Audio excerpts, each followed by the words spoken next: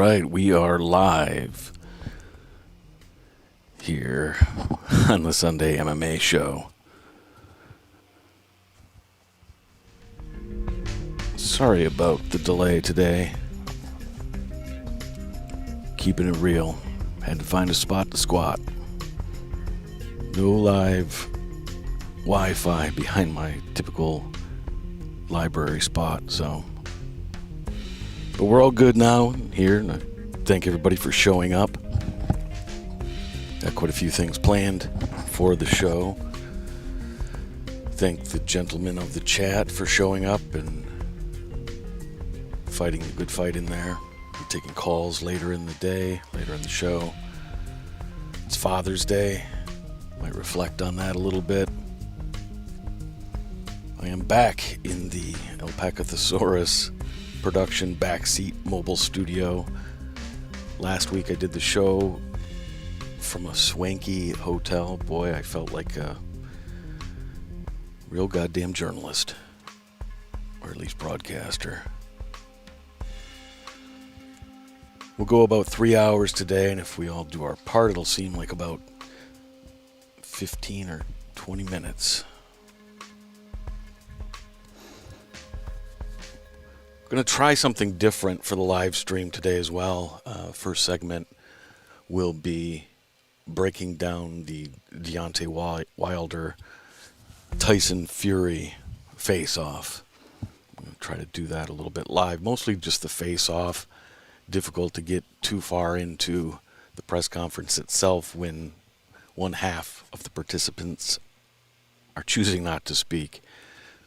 We'll pretty much go over what might be going on there with Wilder, why he decided to go silent.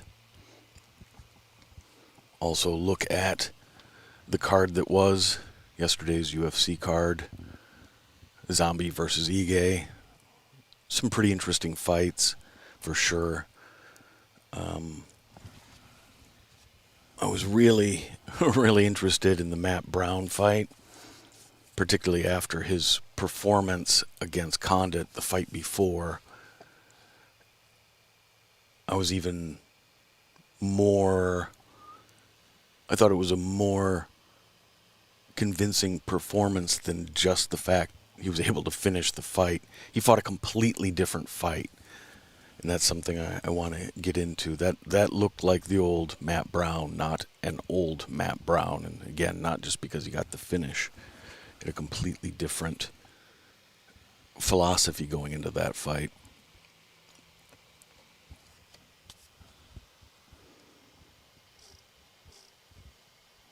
Taking a look at what's going on in the chat. Yes, I expect this show to be the final show of the channel that starts late. It was not my expectation to start late today. It happened. I'm now aware that sometimes the public library doesn't turn its Wi-Fi on because they're not open on Sundays. But I normally catch the Wi-Fi anyways. So I will make a plan B for that. I won't be late again. Something I've been thinking a lot about.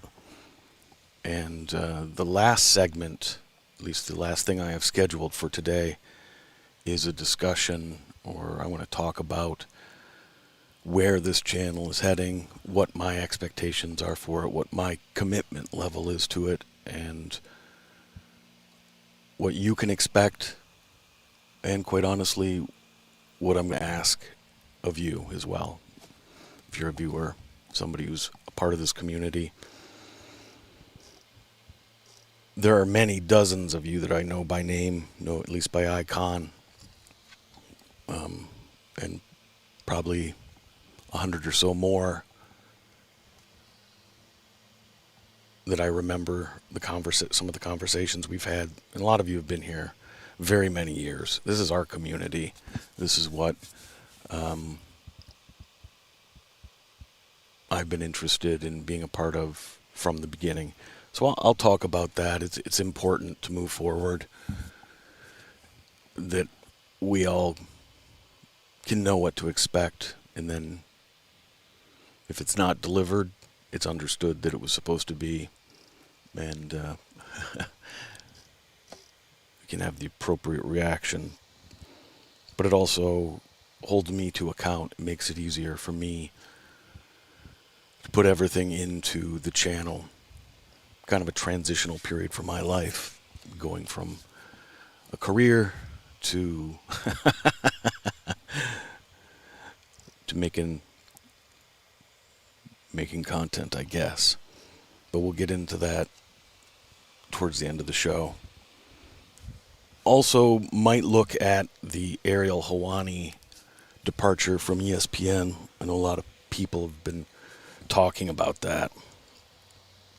And it is interesting. It's interesting for the sport. He's such a prominent name on the media side of things. What is he, the 75-time Journalist of the Year or something like that? I think there's some meat on that bone. I don't know if we'll jump into his message video or not, but we can certainly go over some of the things that I think are going on with that. I did predict when he signed with ESPN that he wouldn't sign a second deal. To me, there were just too many factors that could push against his stay or an extended tenure at ESPN.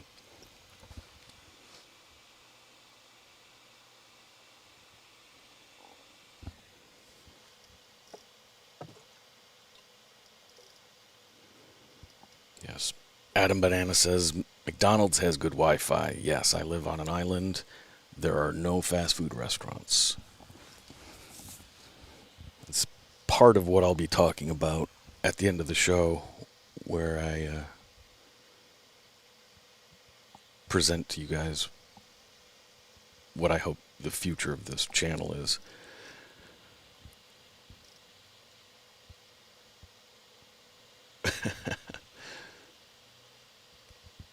Just trying to look through the chat, see what the talk is.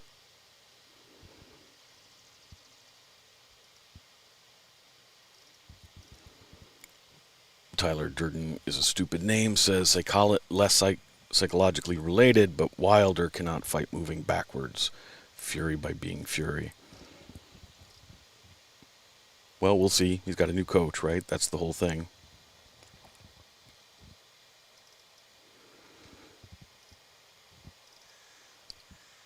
I think the psychological component or the mental component is the one worth watching, particularly in this iteration of their rivalry.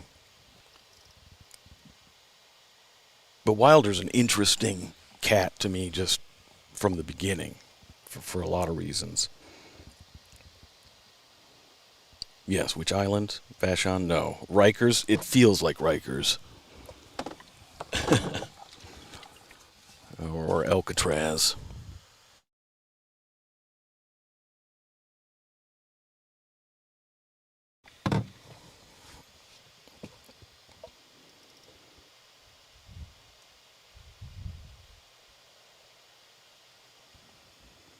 Okay. Again, just trying to square up with the chat, keep up to date with it. I haven't been able to do as good of a job with that as I've hoped to, so. All right.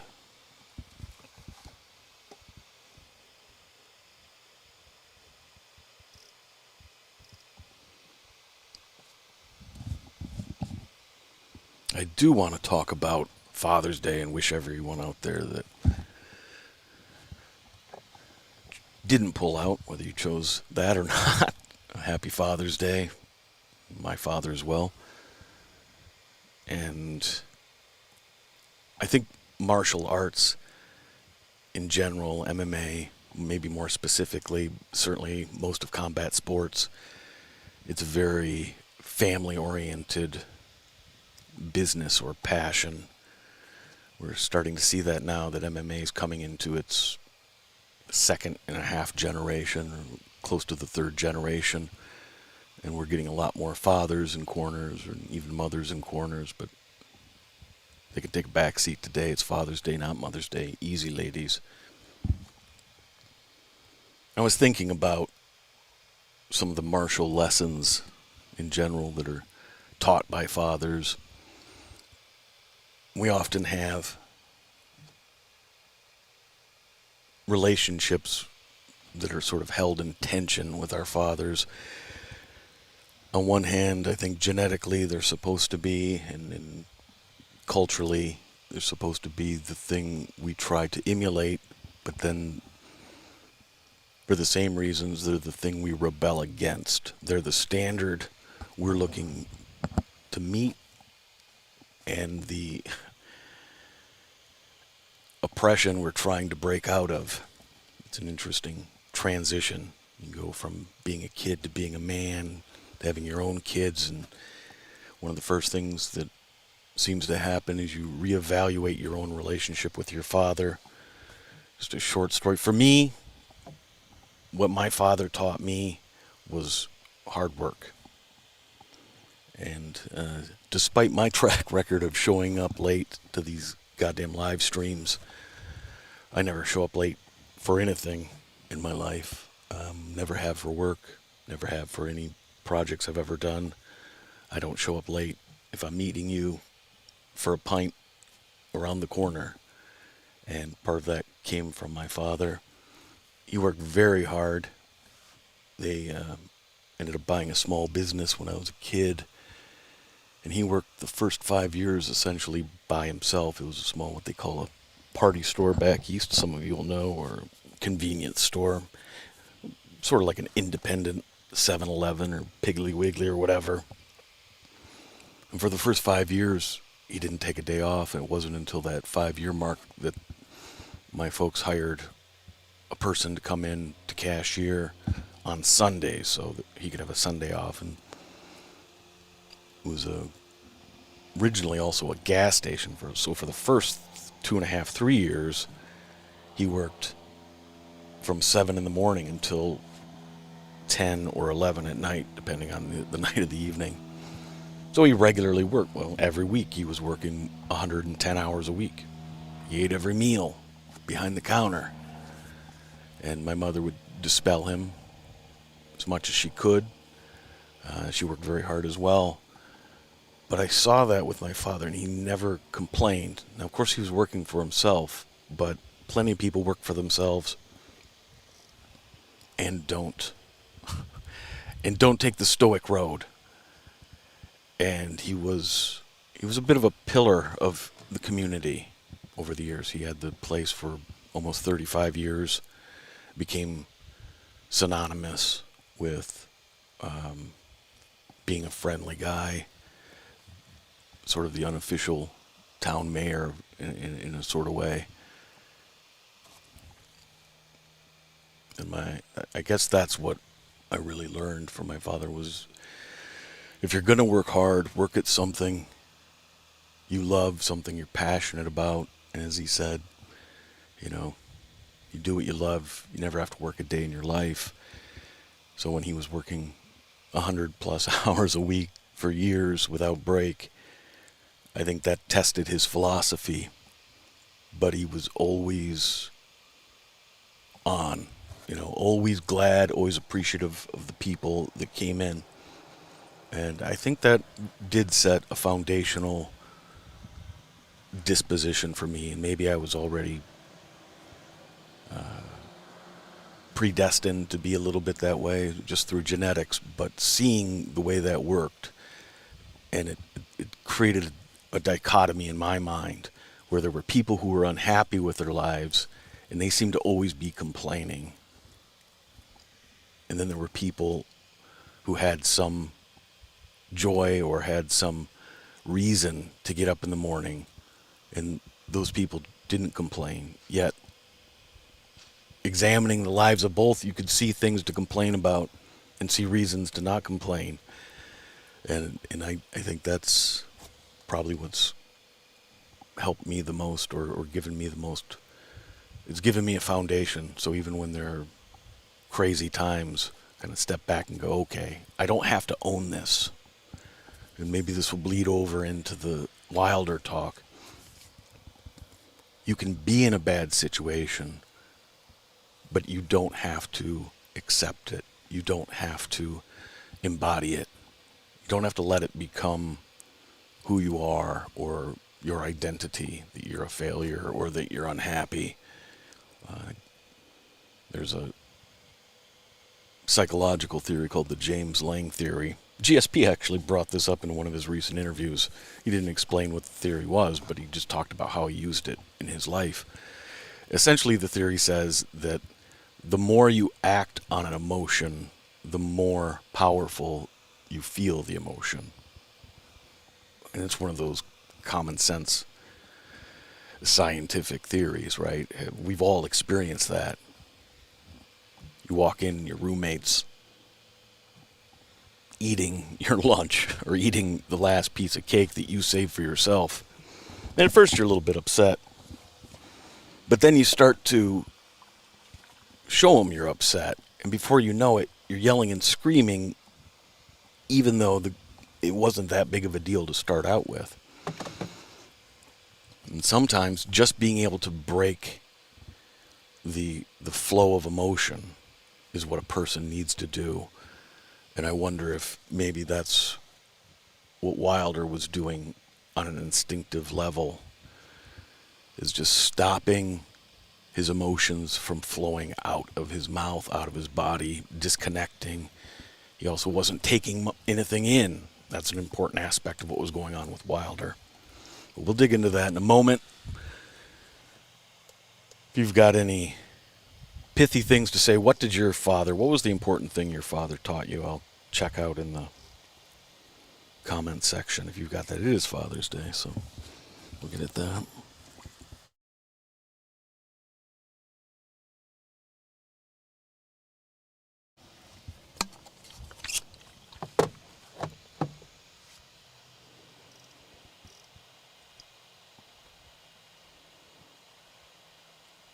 Checking out the chat.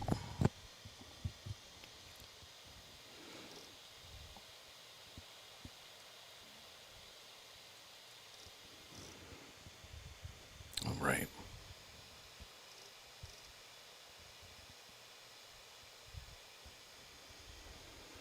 Let's see if I can bring this video up for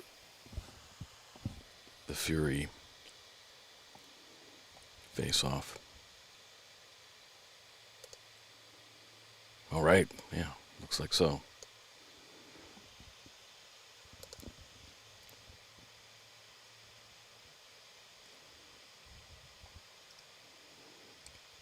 Although now it's not wanting to play.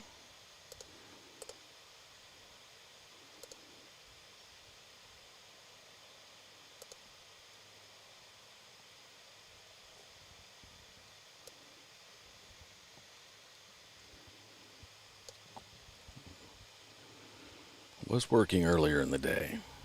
So this is one of the things I will be ironing out over time. If we can't watch it. Oh, here we go. All right.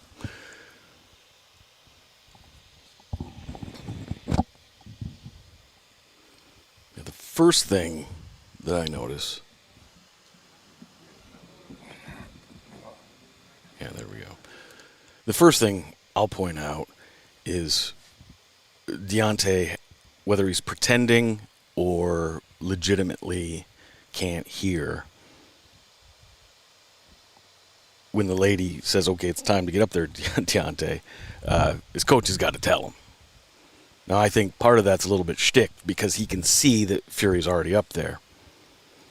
But this, if the ploy is to fully disengage from the process, then playing it out and taking it to its logical conclusion isn't necessarily the worst thing in the world to do. I do want to start with a couple points before we just watch them stare at each other for 5 minutes. When I started to see the feedback about the face-off on Twitter and elsewhere was pretty surprising that they did a 5-minute stare down. And then I watched it. I was like, oh, okay, I get it. They're not actually doing a stare down. They're just standing in front of each other. And so I start thinking, what does this mean? When people were posting about it, especially the usual gaggle, they were drawing an immediate conclusion that, oh, this is mental weakness on Deontay Wilder's part. This shows he's broken pretty much across the gamut of media pundits. That's the kind of thing that I was seeing, from suggesting that this wasn't good all the way down to guaranteeing this is obviously a complete mental breakdown. Yet none of them gave any reason other than the circular logic of just pointing at the thing and saying, well, that doesn't look normal, so normal must mean bad. And maybe it is, but for me, the whole process of everything I do is to not assume anything. I want to be able to ask every question possible to help triangulate what's really going on to the best of our ability. So for me, the first question I ask isn't what is he doing? It's why. Why is he being silent? Why is he forcing or making his coach answer questions for him and do the interacting? It sort of begs the question, couldn't Deontay have just skipped the presser? Well, maybe contractually he couldn't, at least not without penalty. But skipping the presser would be different than showing up and doing what he did. That would be avoidance. And in a way, he's avoiding, but he's still present. He's physically there. And from what his coach was saying, and the little bit of body language you saw from Wilder, and the little bit that he said after the fact, pretty clear that he just doesn't want to talk. That he just wants to get to action. Well, that's great. One red flag for me is he's not showing situational awareness. He's not showing that we talk at press conferences and we fight on fight night. And I talk about that quite often when breaking down face-offs in MMA. And MMA face-offs are way better than your typical boxing face-off. For the big events, boxing face-offs can be really great too. But you see fighters who feel like they have to defend their honor or their turf or prove that they're tough during the face-off. And those are the guys that are usually pretty easy to get a reaction out of. We saw that with, was it Jeremy Stevens and Drakkar Klose with the pushing incident. And you don't know exactly what was going on in Stevens' head. It could have been a little bit of frustration. It could have been a little bit of bravado. It could have been somewhere in the back of his head that some action would help push the fight. What I thought about that one at the time was Stevens was a little miffed that Klose didn't seem to be taking the moment vis-a-vis him seriously. That's definitely what we saw with the Conor Khabib face-off, the final one, where Khabib was still a little bit of out of it from the weight cut, and Conor lost his mind, karate chopping and kicking, trying to get at Khabib. That he was triggered by Khabib being so detached. And Khabib is normally stoic, but he's not out of it detached, where with that face-off, he was. And I think pretty clearly it was the weight cut. Even Khabib's physical wherewithal was limited. It was impinged. So with the Wilder situation, I think you have to look back and think about his past. Think about the first two build-ups in the fights. What did he do that was any good in the verbal department? Now, I like listening to Deontay. He's got a really interesting voice, just tonally. I like the way his voice sounds. But I like dudes that I don't know what they're going to say before they say it. And typically, you can tell what an athlete's going to say based on the context. But Deontay comes up with some pretty interesting stuff. You have to do a little bit of the Tony Ferguson with him. You have to interpret more than just listen to get value from a Deontay Wilder conversation or interview. But I've always found it well worth the effort. But from his perspective, he's not a terribly verbal guy to start with. Now, he talks, but he shit talks. And sort of like a dude who, you get him on the basketball court and he won't stop talking trash. You get him off the court, pretty quiet dude, pretty reserved. And I think across the board, from what I've seen over the years from Deontay, I mean, this is a fairly stoic guy. Especially in the boxing realm, in the beginning, very self-made. He wasn't started as a boy by a relative or because he lived by a gym, something he came to late in his life, later in his life. And even though he had the tools for it, what was really important was he had the mentality for it. And you watch some of the documentaries about him in previous build-ups, and the dude seems to, he's got his clique of friends, he's got that, he's got a house out in the middle of nowhere, all kinds of property. This is a guy who likes, he's an introvert. And strangely enough, the paradox of some introverts are that when left up to their own devices, they don't say much. They stick around the family, around the things that where they feel comfortable. But you force them into a situation where they're near the center of attention. They don't know how to step into that moment in a measured way. They're over the top. And that's where you get some of the crazier shit talkers. I think that's where Deontay's coming from. I say all of that to say that it's my guess that Deontay has never felt like he's gotten much out of the verbal side of things. And he certainly has never won the war of words with Tyson Fury. I mean, that guy in particular is not easy to go up against in the verbal jousting department.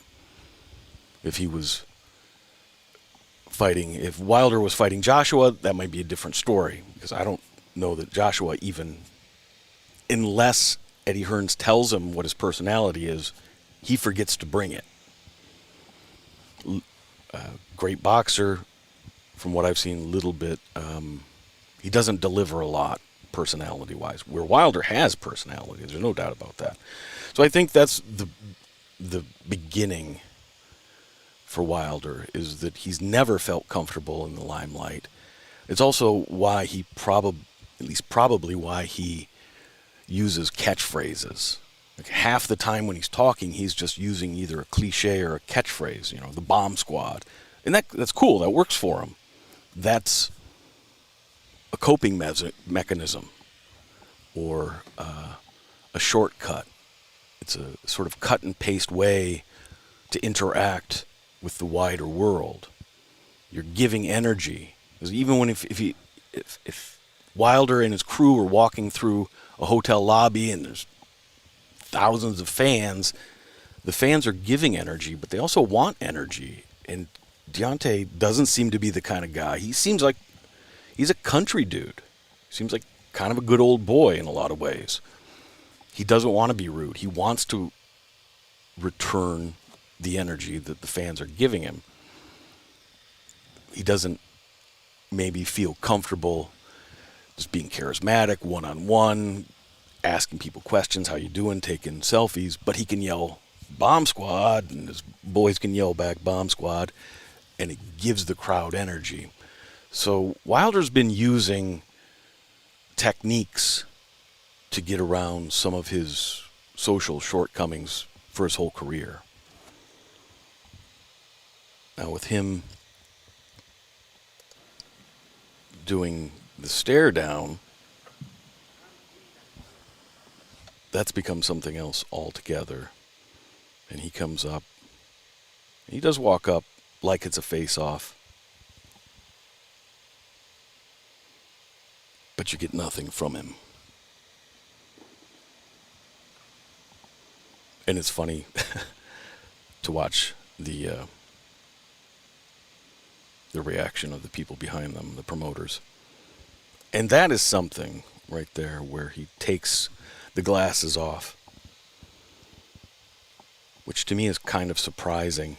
If he's really trying to shut everything out, he would keep the glasses on. If he was truly trying to hide, he would keep the glasses off. And I've talked about that with other face-offs. Basically, aside from Tony Ferguson, almost anybody wearing sunglasses in a face-off is giving away something. They're giving away a little bit of insecurity to their opponent, if the opponent's hip to seeing what's going on. It's also why most fighters don't like when their opponent is wearing sunglasses. The point is you're supposed to look into the other man's eyes. You're supposed to see his face. Because the face, it's not just that mouth hole where all the information comes out of. As much or more information is written across our faces. And it's not easy to stare at the threat and the just the intensity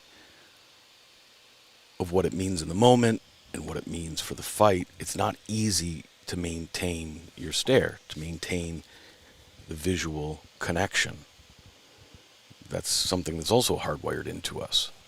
If you stare too long, the right amount of eye contact is required for normal human connection. And people on the spectrum have difficulty, as well as others, have difficulty making eye contact and great difficulty keeping it. And so strangers who don't know the score with someone like that can easily be turned off. The opposite is also true. Somebody who doesn't quite understand the social norms of eye contact and they stare too long, particularly at a stranger, almost doesn't take very long and the person being stared at gets angry. You know, and that goes back to our animalistic roots. If you're not a friend, in fact, if you're staring intently at somebody's face for more than a few seconds and you're not their lover or blood relative, it's going to get awkward 5, 6, 7 seconds. It doesn't take very long. So in a face-off, those same gut level instinctual reactions are happening. That's what makes watching the things interesting, to see how they handle it.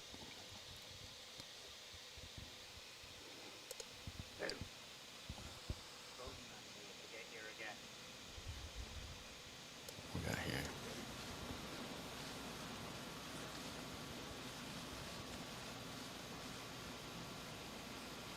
And it does get frustrating for Fury because he's not able to get what he wants out of it. Although at this point, Wilder is locked in on him.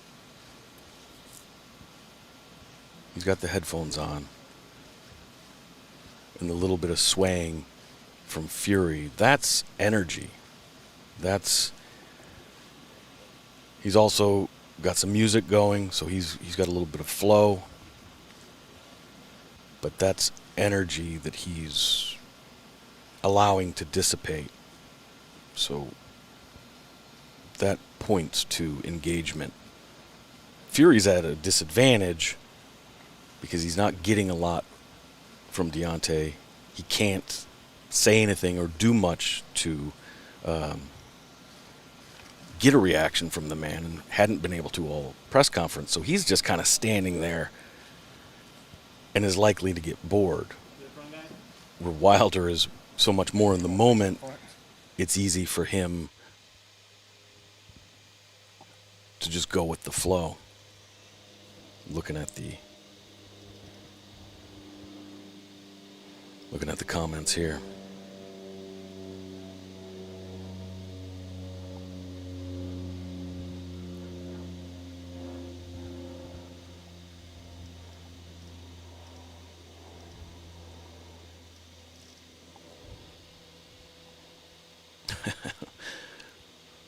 TD says, should have brought him flowers. Yeah. Perhaps a prop would have been nice. Though going without the shirt, I do like that with Fury. It's just kind of funny. And nobody really knows what to do here. The people putting on the show, putting on the presser. It's confusing for everybody. And that starts to add to the intensity. As over time we see it does become more intense. And as the time adds up, Fury is able to become more engaged because there's more meaning. I don't believe this was pre-planned.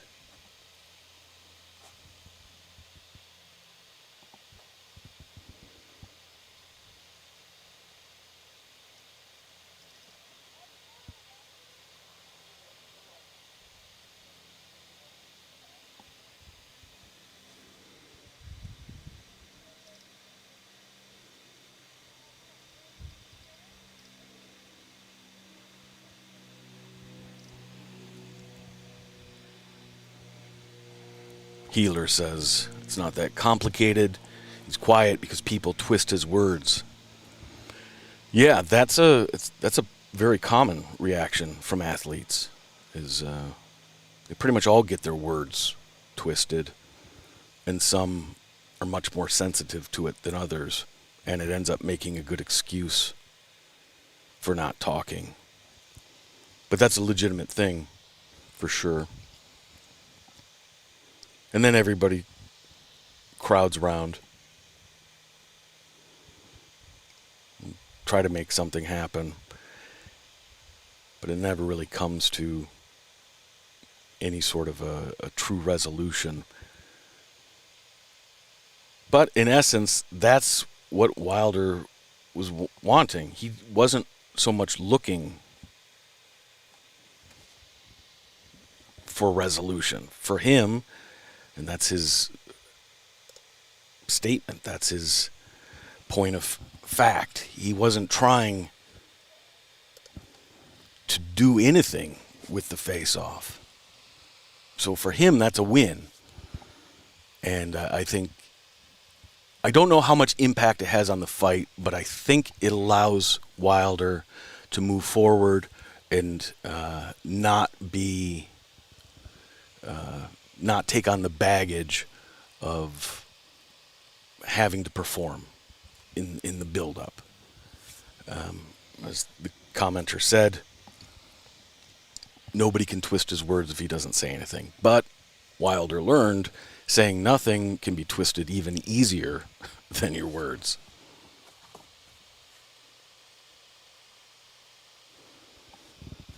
And ultimately what's going on is a little bit of psychic protection, or psyche protection. And Wilder couldn't control himself verbally. If you think back to some of the other face-offs where he'd get so wild and he'd scream right in Fury's face and say crazy stuff, that didn't work for him. And I don't think it took energy out of his system, and I don't think it made him feel good about himself. You take somebody who enjoys the trash talk side of things, Chael Sonnen back in the day, or whomever, at the end of a presser, he would have walked away feeling good about himself. Not that he had to think, oh, I'm going to win the fight because I won the presser, but it gave him energy. I think it takes energy away from Wilder, sort of like wearing way too heavy of a costume to the ring. You know, everything has an expense. And whether it's literal cardio expense or just mental bandwidth, I would say in general it's good that Wilder has made a choice. He's being deliberate. The only real way to measure the health of the technique he's using is how well he integrates it into the rest of his life. You can compartmentalize yourself and say, okay, just during this time I'm going to do something that's way out of my personality, but in everything else I'm going to be how I feel, how I want to be. I'm going to be authentic. And you can do that for a long time, but it causes stress. That's disintegration. That's where part of you's over here, part of you's over here. The person you are with your girlfriend isn't the person you are with your wife or the person at work. And we all have different personas we use, but the persona, if it's going to be healthy long term, the persona needs to work in the moment. It needs to allow you to be efficient and productive in whatever you're doing while protecting your overall sense of self. But it also has to reflect and have some connection with the rest of who you are.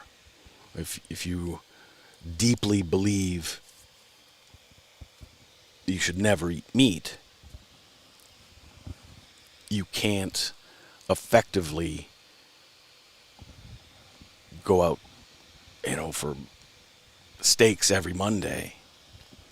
You can build a different persona. Like you go bowling and the guys always go out for steaks after bowling. Well, you can build a persona that works with that. But if you're truly adamant about not eating meat, it's not about the hypocrisy. That's a different issue. If you could keep those two lives separate, there need not be any moment of conflict over the hypocrisy of something.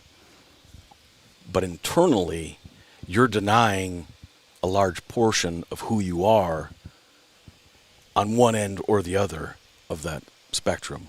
Either you really don't care if you're a vegetarian or vegan or not. Maybe you're doing that for other reasons that aren't intrinsic to who you are. Maybe you're trying to fit in with the crowd and be a vegetarian. Everyone you know is. And so, but really, it's these dudes you go bowling with, and the steak is the thing you really want, even if you're not telling yourself that story. It's the act of integrating those two personas that allow us to understand who we are. So for Wilder, if he's using the silent treatment in isolation and it has nothing to do with who he is, it'll help get him through a press conference, but overall it's not going to have a positive effect because it will only further the disintegration of his personality and his sense of self. But if it's in some way, even if it's not perfectly implemented, but if in some way it is speaking to who Deontay sees himself as and who he wants to be, he looks pretty comfortable during the presser. And he doesn't always look so comfortable in the previous pressers. He gets so worked up. And how does he feel after getting all worked up? That can be very draining. And if he is, as I suspect, an actual introvert, some people, they have to go days or even weeks of being mostly alone or just around family when they have really intense events. They go out and get in a crowd. They really just don't want to go out in a crowd again for a long time. That can be very draining and distracting, even if you're doing everything else right. So for me, it comes down to whether or not Deontay's behavior is ultimately integrating various parts of what's important to him and who he is, or if it's dividing himself and sequestering himself. All right.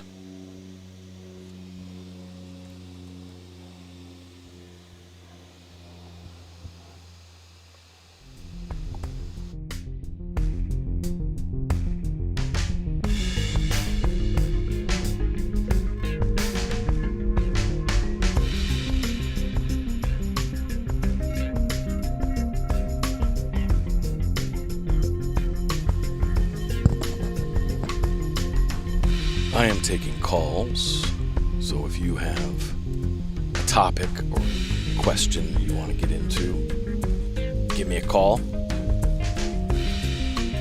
we'll get you on board.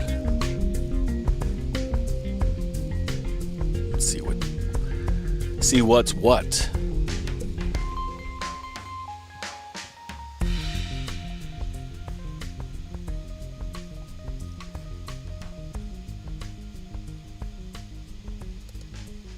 I was interested in the Matt Brown-Diego Lima fight.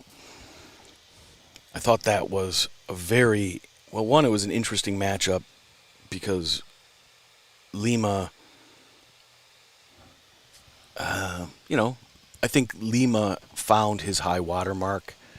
A guy who has a lot of the skills, was never able to put them all together. One thing or another seemed to always trip him up before he got too high up the ladder. Matt Brown is a guy, took him a long time, had his ups and downs, but got very close to a title fight and fought at a very high level against many of the highest level fighters in the game.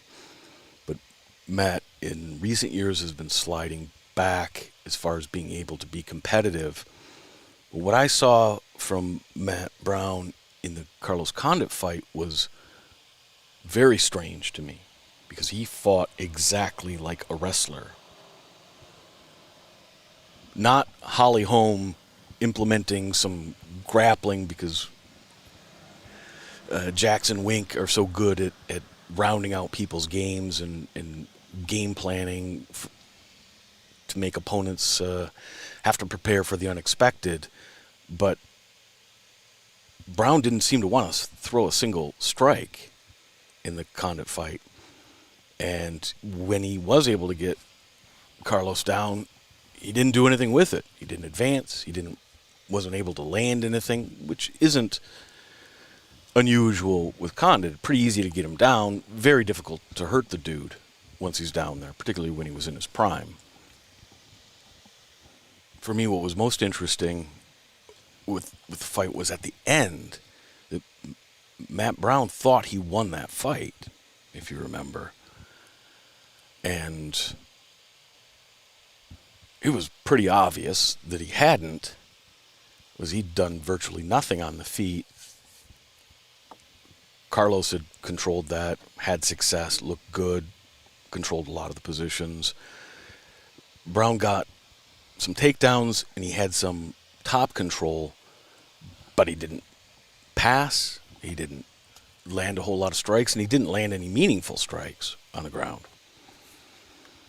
And it's not unusual for a fighter to not know whether he won or lost the fight. You get locked in the moment. It's difficult. You're trying to get the takedown, so you get a few takedowns, and you feel like you did everything you were supposed to do, so you should win. There's nothing wrong with that. That happens to fighters all the time.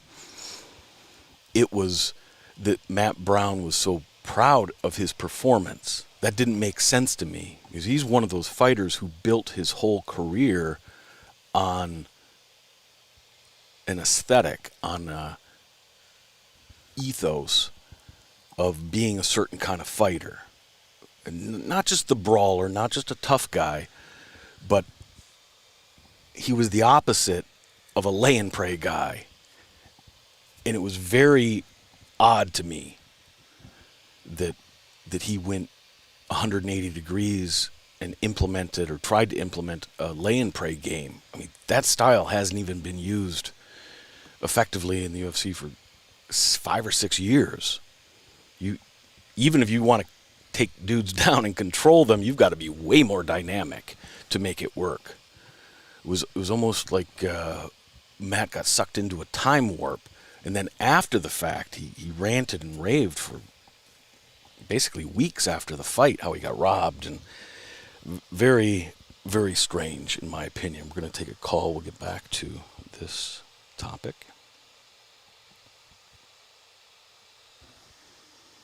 Hello, you are live. Hello. Hello. What's your name and what are you thinking? My name is Alex. Alice or Alex? Alex. Oh, Alex. All right. I was calling in to ask what your thoughts are on Yuri Prochazka, and if you saw the interview that he did with Michael Bisping. No, I didn't see the interview. Was that recent? That was recent. That was after his KO of, who was that? Reyes. Yeah, Dominic, yeah. And go ahead. Give me the gist of what you heard with that interview. What was interesting to you about the interview? What was really interesting was that Bisping asked Yuri what he thought of the fight, and his immediate reaction was that he was disappointed. Oh. And that immediately after watching the fight, after being in the fight, he went home and he watched it, which is really interesting.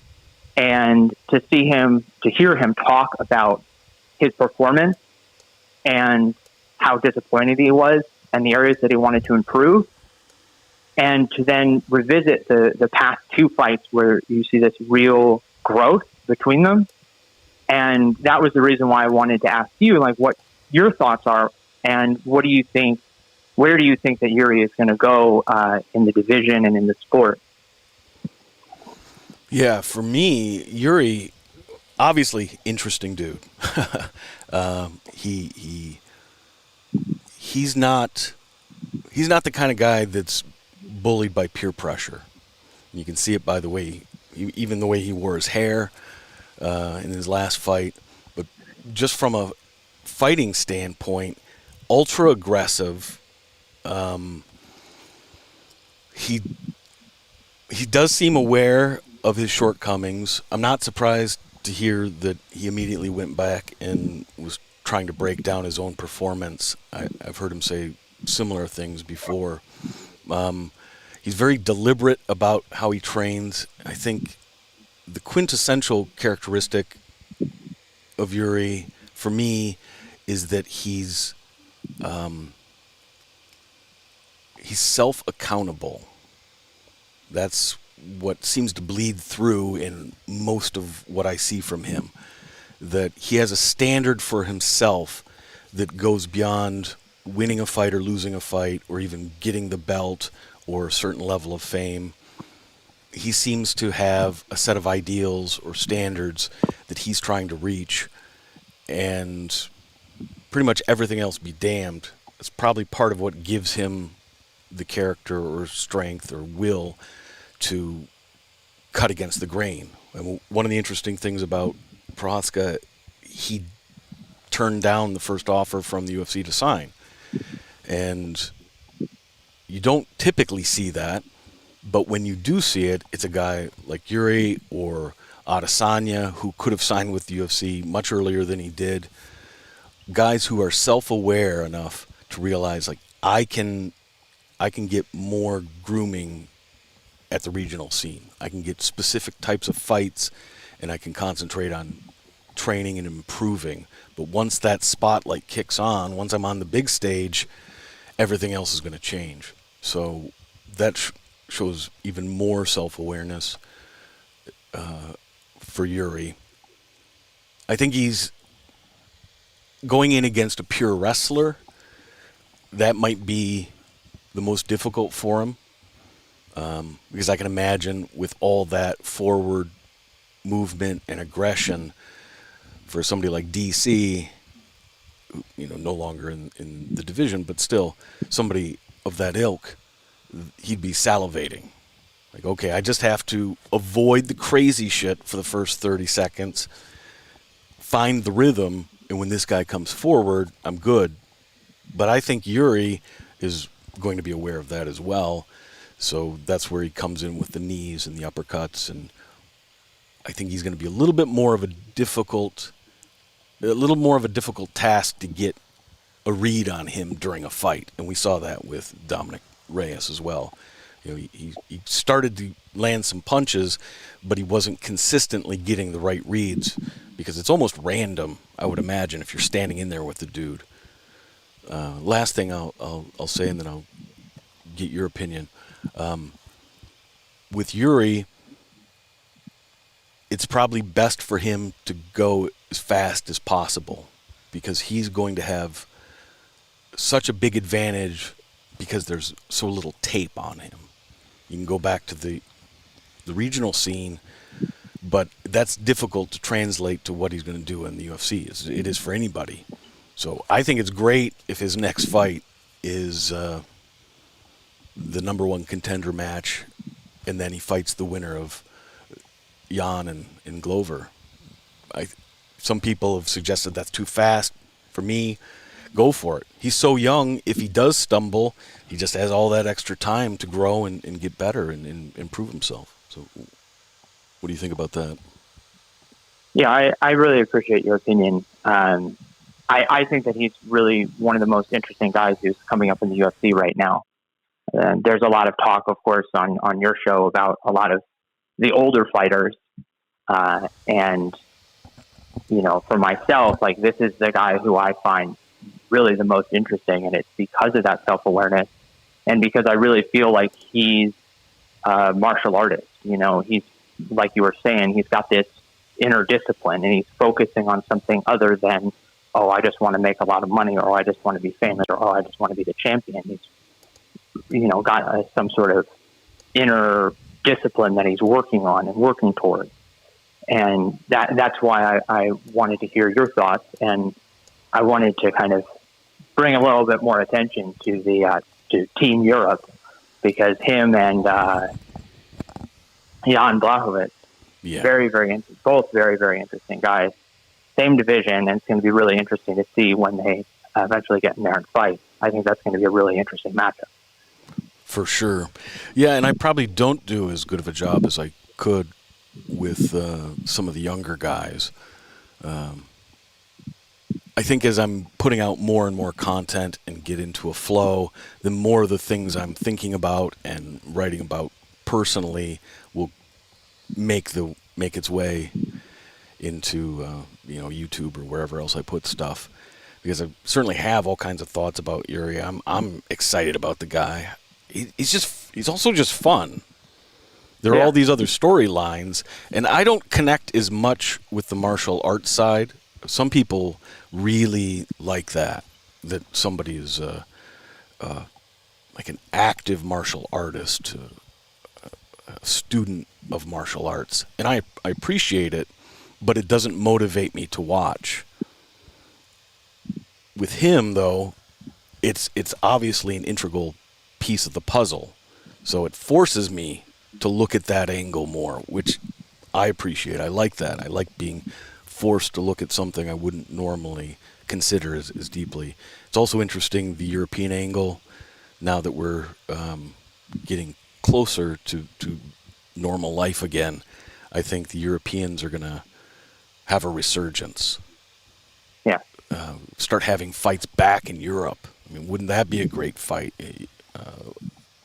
Blachowicz and Prochazka somewhere in Central Eastern Europe. I mean, really anywhere. You can put it in London, and all of Europe can fly there easily. So it wouldn't really matter that much. But just get it on the continent somewhere, and see where it goes. And I'm sure that's something the UFC would love to do. That's one of the main things they're looking to always do is build regional scenes, build them up. And for Yuri, that's part of his story. It's a little easier to have a mystique around you when you come from an exotic or less known place versus where you're working. So mostly you're going to the UFC, most of your business is North America and the English-speaking world. So the people who are consuming the content, it's kind of cool to see people coming from these other regions. It's enticing. So yeah, I think across the board, the guy's got a lot to offer. And I wonder how much, if he falls into a Johnny Walker mold at all, that would be if I was playing devil's advocate as a plane goes over and I can barely hear. But with Johnny Walker, he had so many of the skills, the offensive skills, and early on showed he had deficiencies with the defense. And then he finally got exposed and continued to get exposed. Now, I think Prochazka is a more well-rounded fighter, and I think he's clearly more cerebral about the defensive side as well.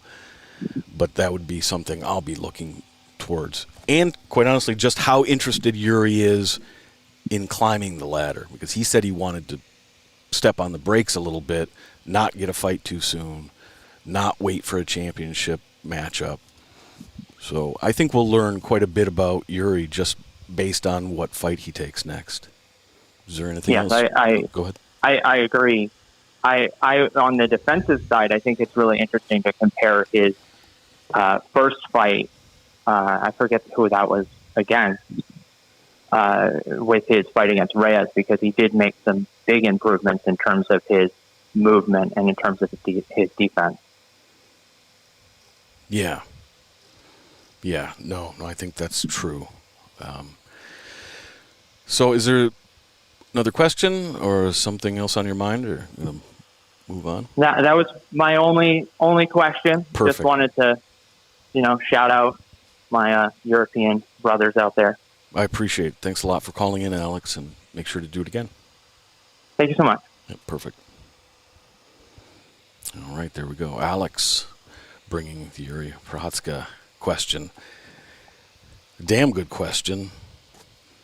Sorry if I'm a little bit distracted today. As I said, I'm not in my typical spot, so there's a lot of weird things going on and planes going over. I'm trying to get it all together, though. This is a work in progress, and I appreciate the support while we work it out together.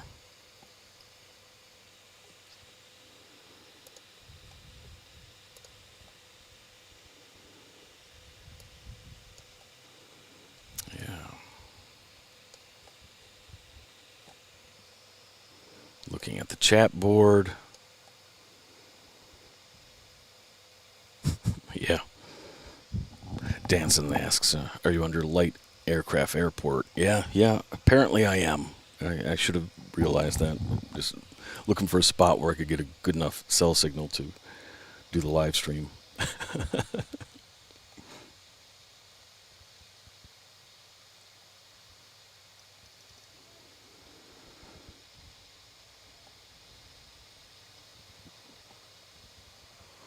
My old friend Earl says, shout out from Austria. Hey, brother. Known that chap for a long time. Definitely an old OG.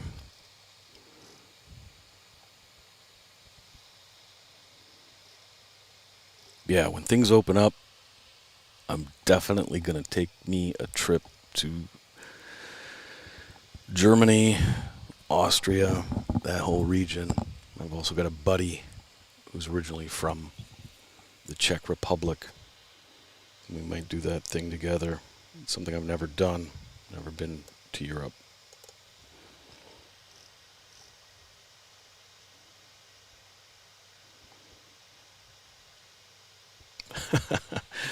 Heather asks if I'm homeless. Is everything okay? Why do you need public Wi-Fi? I've talked about it in the past. No, I'm not homeless. I own property, have a place, but it's in the middle of nowhere, and I am off-grid, but it's tucked behind a mountain in a little valley, small mountain. I have virtually no signal, and I can't get any sort of cable or anything like that.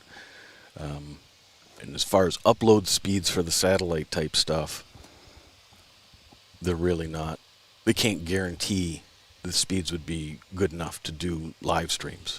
That's mostly based on upload. I am connected with the Starlink project. I've registered for that and paid their $99 to be part of the beta program. So when Elon gets off his ass and puts a satellite over my area, which he says is going to be soon, I wish somebody, maybe Benil, could do a shout out for me and get some attention. If I had that, I'd be aces. Don't have that. So, yeah, I built a small studio in the back seat of my Jeep. Just a little desk, put my computer on, a few other things. And yeah, so that's how I'm running the live stream, because this is what I want to be doing. I want to be building the channel out and connecting with everybody and being a part of a community that's worth being in. Yeah, I got to come to the UK. I definitely would go to the UK. Rexel says, or Rexenlind says, Mount Rainier ain't small. No, that's not the mountain I live right under. But, no, it's not. I think it's actually the tallest peak in the world, or tallest mountain in the world, if measured from its actual base to its zenith. It doesn't have the highest peak. Those are in the Himalayas. But the base of those mountains, the mountain chains that have higher peaks, start, 5,000, 6,000 feet above sea, where Mount Rainier, the base of that starts pretty damn close to sea level. I'm not sure where it actually starts, where they call it. But it looks more like Mount Fuji, because it's a volcano. It's not just rocks. It's a goddamn volcano. Let's hope it doesn't go off this year.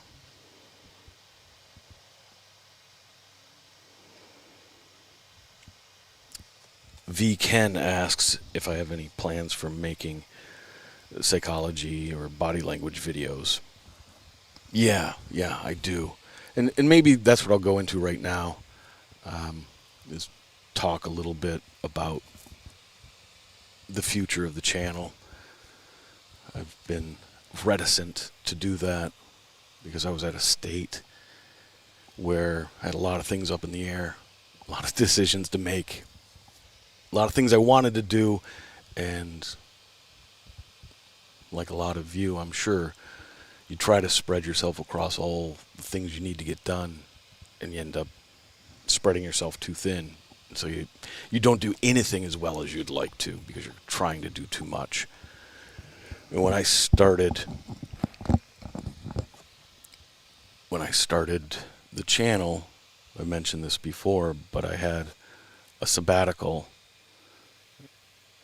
from work and had just moved to the property and wanted to experience living off the grid, out of the city, always with the mind that I'd go back. And I also wanted to take the time to do a very specific project. The project ended up being learning to draw, learning is such as it is, drawing anyways, learning to animate and putting together some kind of crazy YouTube channel to talk about MMA. It was my point. I'd gotten to the point where it was pretty clear to me that I was past simply being a fan of MMA. I had been for a decade or so. And I couldn't stop thinking about fights. And it wasn't just the anticipation the way it was with other sports. If a team that I liked had a big game coming up, I could be excited about it the way I'd be excited about a concert for a band I wanted to see that was coming up. It was different with fighting because I started to really ask questions about what the hell is actually going on. I don't understand. I don't understand what's really going on. what are the fighters trying to do? It just became apparent to me that there was a depth of just all kinds of things going on, and this is beyond the psychological. It hadn't even got to that step in my thought at this point. But I started writing about fighting because I guess I became aware that I didn't know anything about fighting after I became aware that basically everyone in the media, and even for the most part the broadcasters, also didn't understand anything about what was really going on. And outside of Joe Rogan, I think that was 100% my experience. But even with Rogan, he was as wrong about his projections as he was right. And that's not his game. He's not trying to do that. He's real loosey-goosey.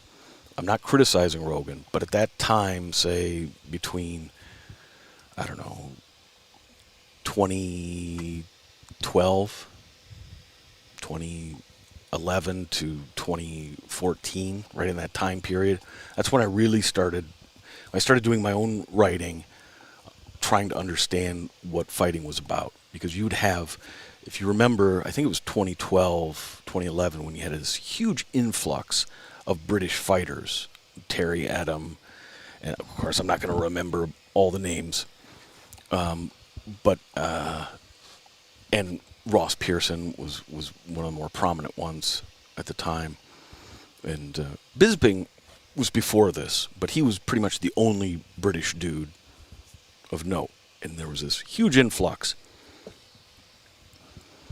And the way the promotion talked about these guys was one thing, and I understand a promotion's going to promote. Well, these are the greatest bunch of guys, and England's producing the greatest fighters in the world.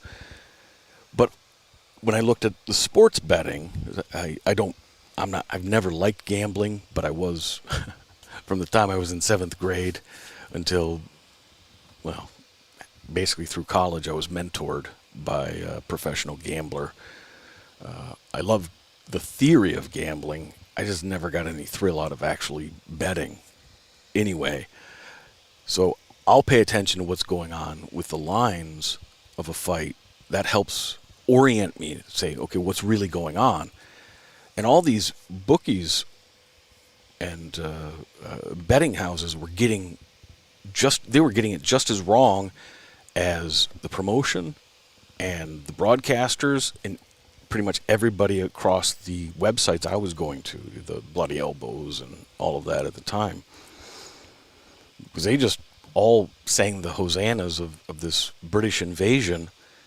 And almost from the jump I could tell, like, these guys are just okay. In fact, most of them really aren't at UFC quality. And it turned out that was the case. But time after time after time. And I appreciate a guy like Ross Pearson. That's a guy... There's a lot to praise about him. I'm not bagging on anybody individually. I'm just talking about my own evolution and trying to understand what I was seeing. But if almost everybody in the media and everybody associated with the broadcast and during the broadcast, if they're getting almost everything wrong about the narratives, then I can't rely on them to tell me what I'm seeing. And over the course of a year or two, it just shook out where I would start to have thoughts that ran contrary to the obvious storylines or narratives about certain matchups. And I ended up being right enough about some of my observations. And it wasn't so much about who wins and who loses. I started focusing in on what is the fight, what is fighter A going to try to make the fight look like, and what is fighter B going to try to do? How are they going to try to inflict their will on the fight? That's what I started digging into. To me, that was sort of first principle basics. If I can, based on film study, backlog of a guy's career, the build up to a fight, the promotional side, what he says, and over time then I ended up getting into even the face-offs and how they behaved. And I just noticed over time that gave me more and more insight to the point where it was really common that I would have a pretty good understanding of what a fight was likely to look like. Not focusing on winning and losing, because to think about it from a betting perspective it's a completely different perspective. And kudos to the dudes that are good at that. It's its own thing. And people have fun trying to pick fights, and that's cool. I can't do that. It would distract me. I wouldn't be able to see things that I need to see to try to understand what's actually going on. Anyway, so over the course of 3 or 4 years, I realized, okay, this has gotten way beyond a hobby. I'm spending all my free time writing notes, studying video, for a bunch of fights, and I didn't know anybody. I've got 2 different groups of friends, one sort of a college professional group, and one that's more from when I was a kid or through some of the artistic things I've done in the past. And in neither of those groups, nor in just coming into contact with associates, nobody even knew about MMA. We're not talking that long ago, but still, nobody. So I didn't have anybody to talk to these things about, and I was so sort of confused because I was starting to have success imagining or predicting how a fight would look, how a fighter would behave.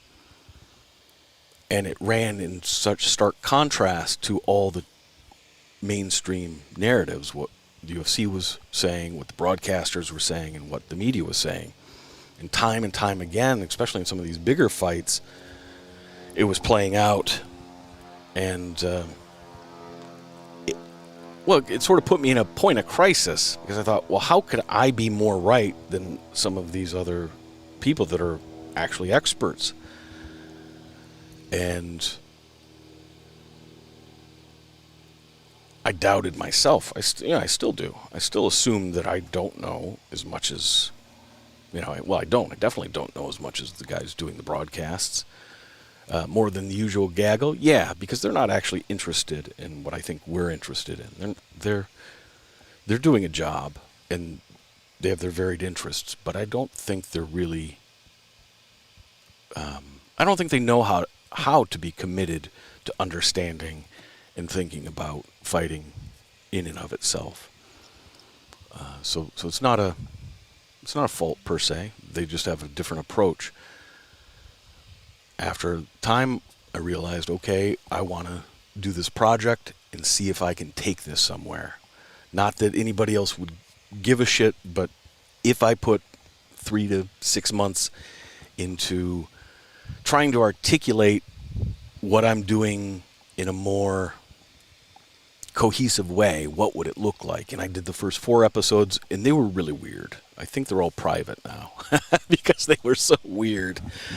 That was with Reverend Kitty, and they were a little strange. And then I accidentally, when breaking down, I think it was during the Maymac build-up, I was just watching the press conference, and I noticed some of these micro gestures from Floyd. I don't know anything about body language. I mean, just a little bit you pick up in classes, but it's always related to something. It's not its own subject, that's for sure.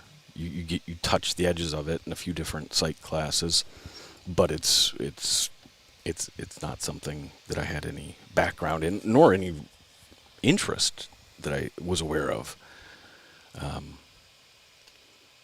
But sitting down and spending about 5 hours closely watching the first Maymac press conference, I sort of convinced myself, I guess, that there was something to see, and you could glean information if you watched people closely enough. Now, on one level, I've believed that my whole life. I've always tried to be observant and, even as a kid, had a decent track record of being, fairly observant and had a decent instinct for people, but it wasn't something I thought of specifically. Once I allowed myself to sit down and spend as much time as I wanted, 2-5 hours straight, just poring over something, it was so gratifying to me that there was information that could be gleaned from that process. And I tried not to do it in a hokey way, because I'm not a devotee of body language. It's a real thing. You can read some of the stuff that the CIA have made public about their courses in body language, and some other investigators put things out, and I've looked at some of that stuff. There's good, solid data, science, if you will, behind the body language thing. And we all know it on an instinctive level as well. You can tell even a stranger, you can tell them an unlimited number of things without ever opening your mouth. It is pretty incredible. I think where people push back against body language is because they're, what I would call charlatans, people who call themselves, pretty much anybody who calls themselves a body language expert, I just distrust. I'm not an expert at anything. I had a science teacher once who explained an expert is what's X is an unknown quantity, and a spurt is just a drip under pressure. So that's what an expert is. You either have the goods or you don't. You either can come up with information that gives a better explanation for what's happened in the past and has some predictive ability for the future, or you don't. And that's what I'm trying to do. I'm trying to understand what I've seen in the past, and I'm trying to predict, again, not outcomes for fights, but I'm trying to predict what fights are going to look like, what fighters are going to try to do, and what the likely reactions are going to be as it plays out over time. I think what makes that important is if you kind of have an idea of what to watch for, it makes the viewing experience so much better. I remember one time talking about Volkan Oezdemir, and what was it, his second or third fight in the UFC. He was going to fight Misha Cirkunov. And at the time, I think Volkan had one fight. He got a knockout, and I'm not remembering. But the narratives around him were sort of like lucky knockout or kind of goofy performance. Or people weren't real high on him. Certainly weren't high on him the way they were Cirkunov. And I sat down to watch the fight with a friend and told her, kind of just offhandedly, like, look for this guy. If he gets in close, this guy he's really good at seeing things in close, and he can knock somebody out. You won't even know he's done it, because he seems to have this ability for staying calm in the chaos of a fight, particularly when it's in close, which is hard to do. Few guys are good at that. And Cirkunov ended up getting slapped in a way. I wasn't predicting the knockout, but I was just saying this is something you could look for, that he can hurt a guy in close when you're not expecting it to come. And then in the next fight, I think his next fight was Jimmy Manoa, and Manoa was very popular. He was the favorite, and I thought a similar thing with Volkan.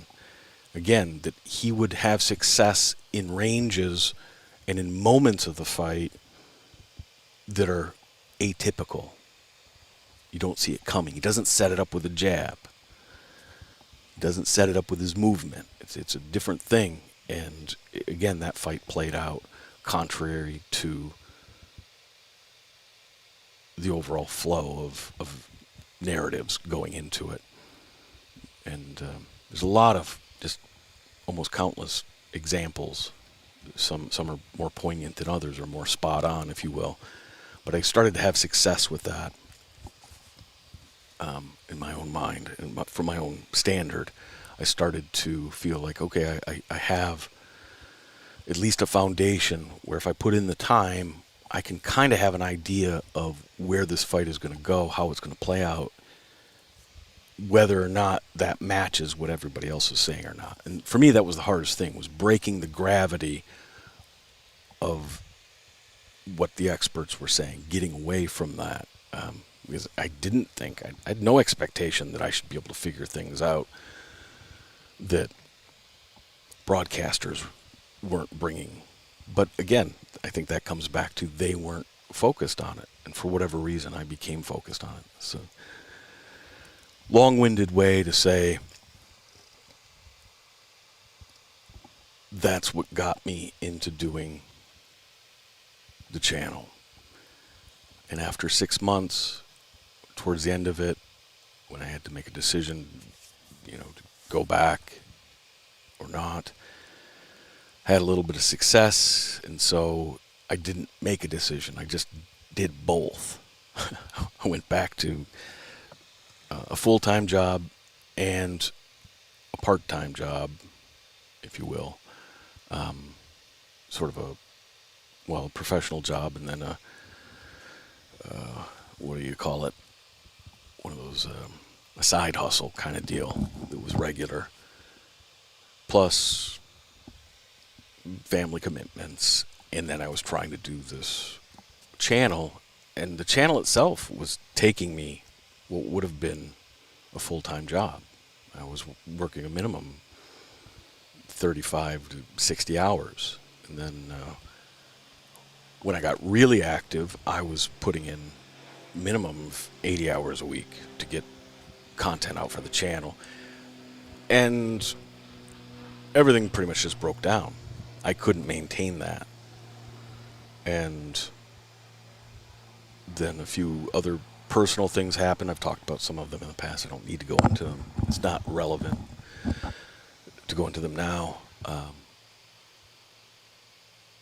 But I wasn't able, even though I wanted to continue making the content, because I was still doing all the work. I never stopped doing that. I still do just as much writing as I've ever done about these topics. I also started doing audio journals. So I've got a little lav mic I hook up to my phone. So wherever I am, in the car or taking a short break, whatever, between jobs, I'll just talk about whatever subject pops into my head. Like how Nate Diaz turns a loss into a win, or what is going on with boxing. Why did it look like boxing was dying, and we could see that happen? There was a slight revitalization, but now it looks as dead as ever, except for the celebrity. How did that happen? And so I have these questions that seem to need an answer, and I either have to write about it or talk it through. I can't rest otherwise. So I have all that work. I also started doing a complete fight grade and assessment after every fight on the UFC cards. So while I was gone for 2 years, I started doing that basically after the first year. Every fight of every card, I would do a 10 to 15 minute discussion and then do a little bit of writing about every fight. And I tried to put together a criteria so that you could judge the fight and give it a grade for each performer. So each fighter gets a letter grade for that performance, and then each fighter gets a letter grade for potential upside. Do they look like somebody who could eventually become a champ, or somebody who could become a contender, or are they probably going to be a journeyman? So I put just a shit ton of time into working out a grading scales for both those things, and then I would give an overall numerical grade, basically 50 to 100, for the overall fight score, sort of the quality of the fight, the interest, and I came up with a complete criteria for all of that. So whether I was putting content out or not, I was doing most of the work regardless. And I know I pretty much have to do that work. Where I find myself now is I pretty much have to make the decision whether I'm going to take a true extended leave, because I can't take a sabbatical, but I can step away from working. Whether I do that and try to do, well, just to be direct, and make an income from content generation. I never wanted to make money part of this experience for myself or for anybody else. I'm not anti-entrepreneurial. I've owned businesses, worked for small businesses, worked for big ones. I don't have a problem with that, but I didn't want it to muddy the waters of what I was doing. And, well, I've just come to the point where I can't continue doing everything. Relationships have already paid the price for me trying to do that, friends and otherwise. My own life, just to be honest.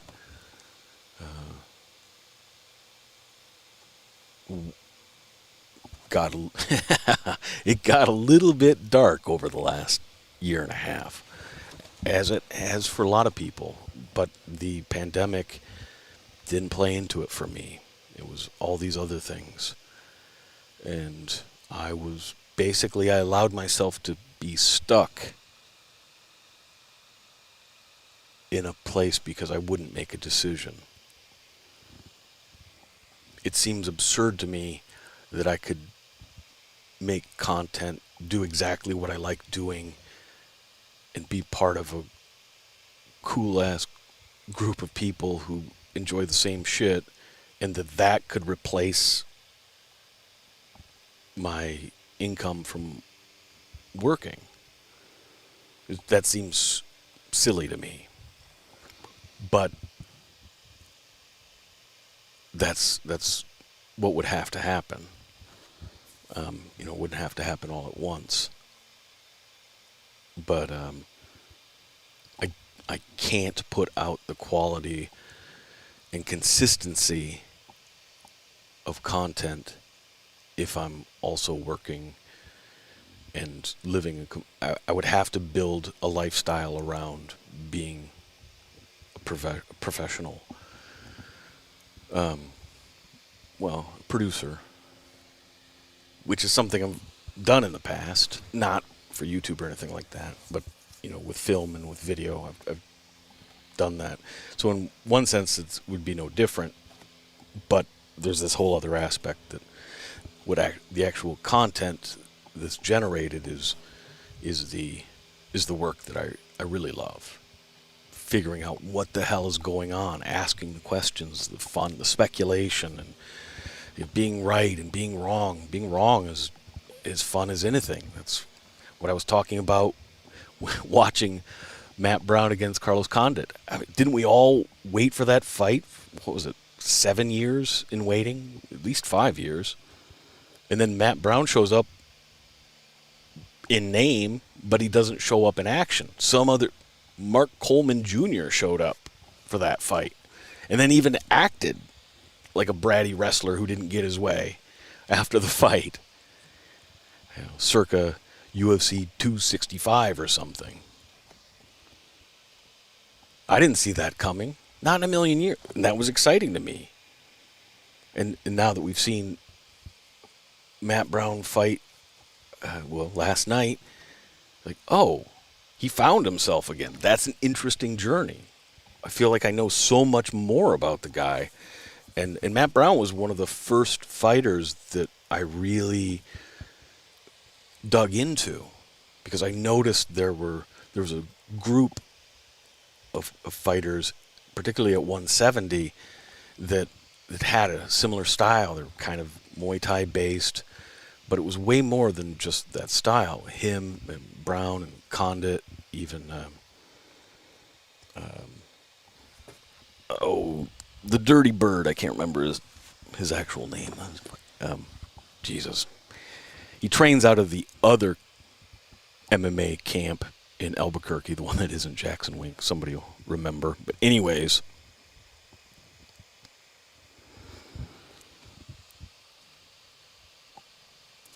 so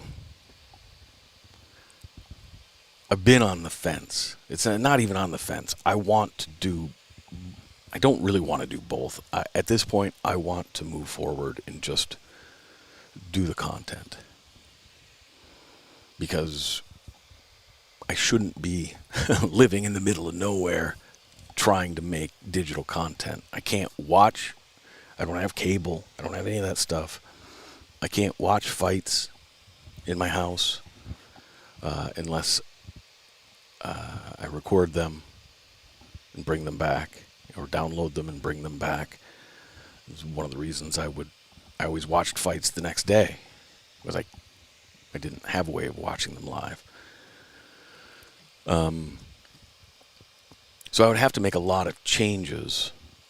Willing to, even want to. It just comes down to whether or not I do or I don't. And I did a lot of thinking. 2 weeks ago, and I canceled the live stream because I had a dental issue and also some stomach issues. And I got some feedback, some very personal feedback from some people. And beyond just saying they weren't even pissed, they were just disappointed, and they explained how they'd changed plans in their life so they could be able to participate in the live stream. And it really hit home for me that, yeah, I had been asking people to participate. 'Cause I've never wanted followers. I want participants. I want people to join in.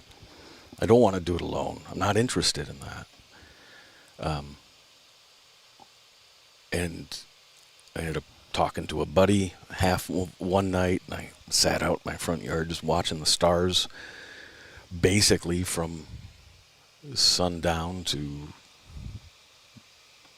the beginnings of dawn, which from my latitude was just a little after 3 a.m. a couple days ago. And just thinking, okay, how do I fix this?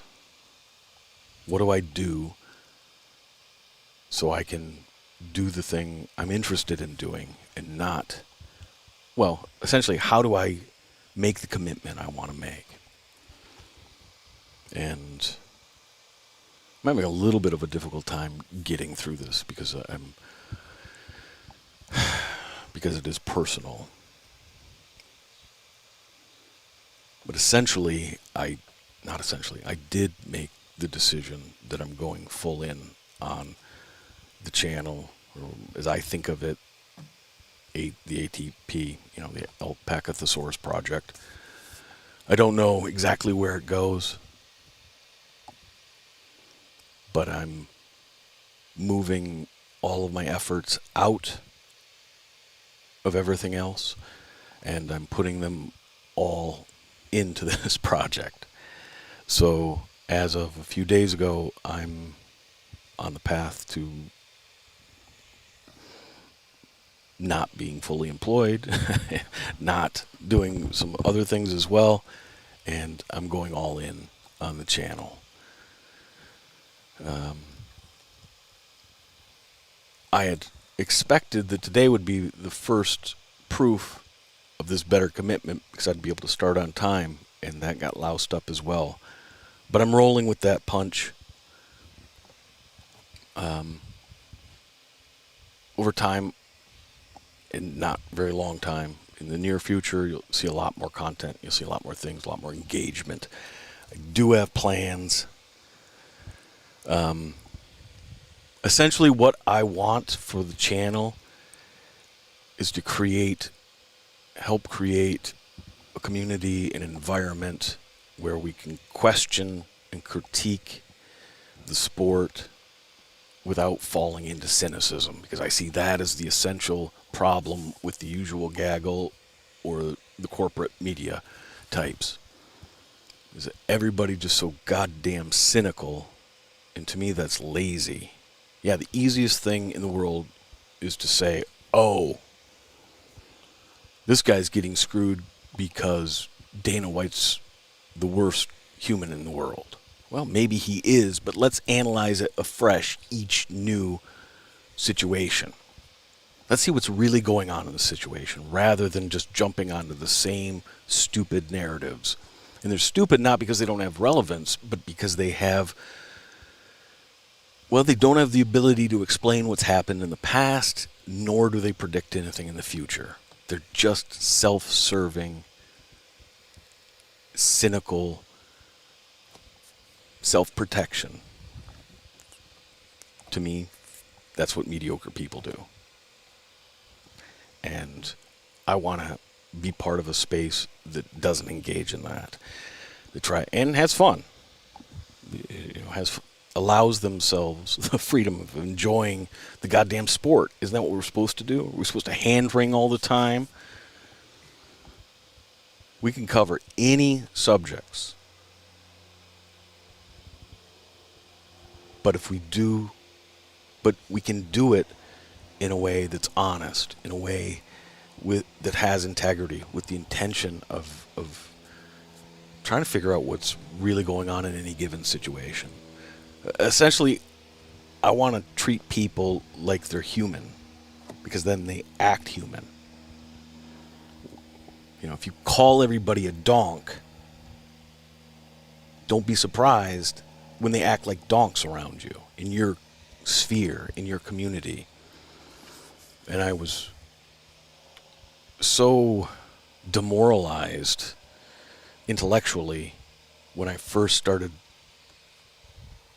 checking out MMA media, because they spend 50% of the time just shitting on MMA fans. I've heard hundreds of times the same idea that MMA fans are dirtbags. They're the worst fans in the world. Okay, well, it's a big fan base now, particularly.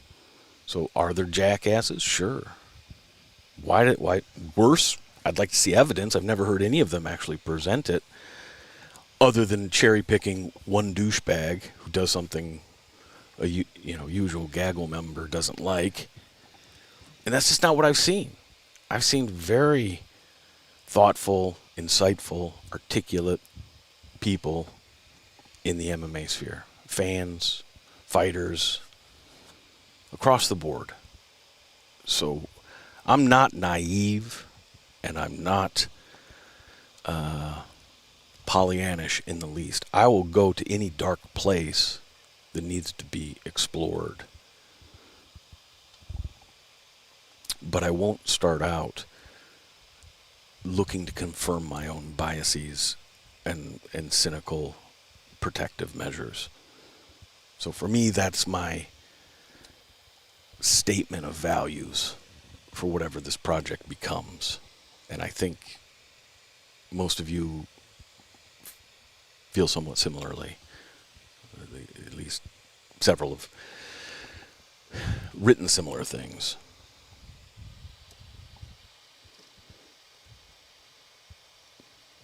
Nevad Drew, yes, Tim Means. Tim Means. That's talking about the group of 170-pounders that were of a piece. There's nothing better than the way Buffer announces the dirty bird. It's real funny. It makes me chuckle every time. Yeah, the nudes coming out party. I guess I am. Reading some comments here. It's hard to get where you want without taking a risk, for sure. Yeah, and the risk wasn't. I'm not opposed to risks. I've taken a bunch of them. I usually enjoy it. I think it would. I wanted to eat the whole goddamn meal at once. I wanted to do everything I was already doing and take on something even bigger and do it too. And I just found out that I couldn't.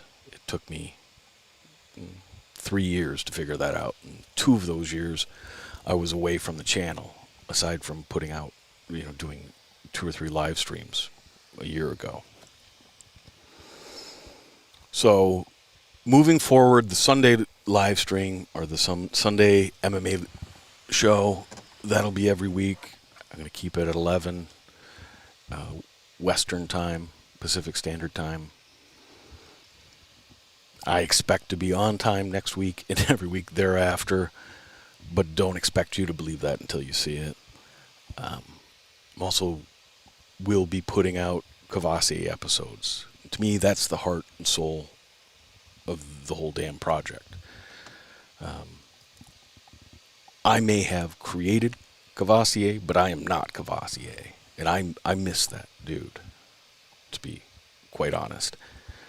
I miss hearing his opinions on things and being a part of the kind of shenanigans he gets up to. Moving forward, I also want to do live streams for special events. There's a big fight coming up. Maybe after the weigh-ins, do a live stream, or a big piece of news comes out, do a live stream, sort of touch base with everybody, and take input from you guys in the moment. When are those kinds of things? I don't want to commit to too much in the beginning because I want to see how it goes. I want to make sure I deliver more than I promise, rather than the other way around. I also want to find a platform or a way to get out these, just hours and hours and hours of recordings on the fight breakdowns. Not everybody's going to be interested in that, but it does start to create a bit of a foundation for at least how I'm trying to understand what fighting really is. I do have 2 podcast ideas that I'm in the early stages of putting together. One would include a co-host, and the other would be probably a collection of audio that I put together, content for the week. And yeah.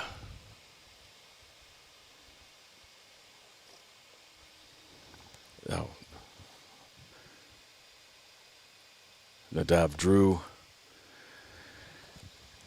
sends me £5. I'm not officially asking for money at this moment, but I do appreciate it. I really do appreciate that, my friend. You've been around a long time. I am going to ask for money, though, in the near future. It's just a matter of figuring out exactly how to do it. I think I'll come out with that within the next week or 2. I'll have a solid plan. Like I said, I've just been trying to get it all together. And it's a pretty big transition for me, but I'm the kind of dude that once I make the decision, it's pretty quick.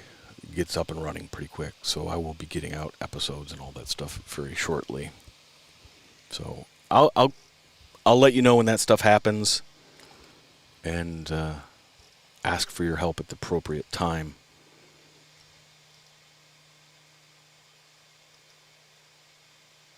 I appreciate the kind comments. DDL saying got my back, and always from the beginning. I appreciate that. So, let's get back to another call real quick. If you're all into it, wind this thing up a little bit.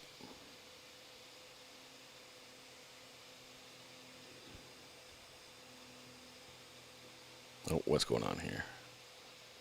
Trying to make things happen. The phone wants to download some BS. All right.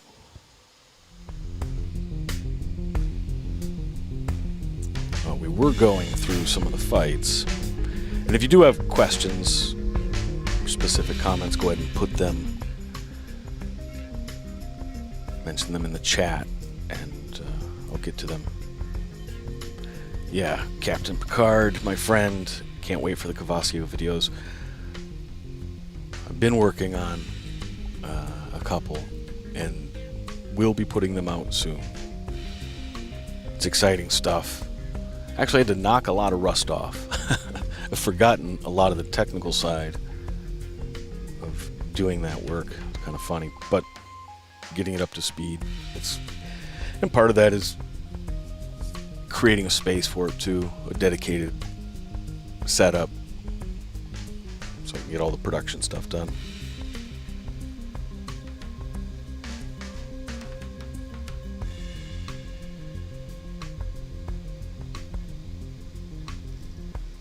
All right. Oh, Gary the Saint, 5 pounds. Thanks, my brother. Appreciate that. I missed the damn Silva Chavez Jr. fight. I forgot it was on last night. I had a bunch of crazy work to do, actually on the property, chopping wood and all kinds of crazy BS. But and then got around to watching the UFC card and prep work for today's show. Totally forgot. I thought it was next week. Upside the head. Thanks, brother. $5. I appreciate it.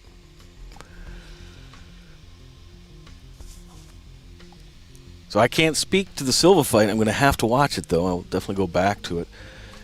I didn't see the whole thing, but I did save the clip to watch later of Anderson Silva being on Chris Weidman's podcast. That looked really interesting. I saw just a little bit of it, some clips. Very cool. And Silva was on Chael Sonnen's podcast a week or two ago. And that was the most in-depth, or not in-depth, but the most expressive I'd really ever seen Silva. He's kind of always walked the edge of whether or not he wanted to speak English, but he never showed much of himself. And with Chael, he was just so sincere and felt like anything you wanted to know. He was kind of an open book, and a little bit I saw of the Weidman podcast, it's the same thing. So in that way, it sounds like Silva won the fight. Is that the case? Was that a decision? If he did, it doesn't hurt that he seems to be in a good place. He seems to be comfortable with himself. Anyway, I did want to touch on a couple things from the fight card last night. Fights that I found particularly interesting. The phone line is open if you want to make a call, interrupt one of my breakdowns. It's totally cool. 206-276-8384. If you don't have the screen right in front of you. Now you've heard the number. Oh, also, I'm sorry for the audio issue last week. That shouldn't have gone wrong. It wasn't an effect on my voice. It was an internal latency created by the way I connected my equipment to the software. And I couldn't hear it on my end. And I wasn't paying enough, wasn't paying enough attention to the chat to even see it. It wasn't until after the fact somebody DM'd me saying not to be sad about people criticizing my voice. And I, what the hell's going on with that? Well, then I jumped up and saw the comments and then heard it, and that was embarrassing. That was some pretty bad stuff. So that shouldn't happen again. Left wing, right wing, same bird, says Silva outclassed him. I think he won every round but one of them. Umberto Garza, your grades for fighters would be interesting to see under a Patreon deal. Yeah, I've thought about that. Because I'd like I want to find a platform or a space where we can put together a smaller group that wants to be more interactive, people who want to contribute to the work.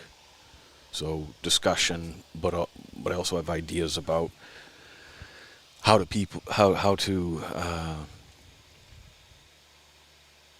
kind of, because I have a lot of friends in different fields, and I've thought about bringing in, if we did small seminars, if we got a group together.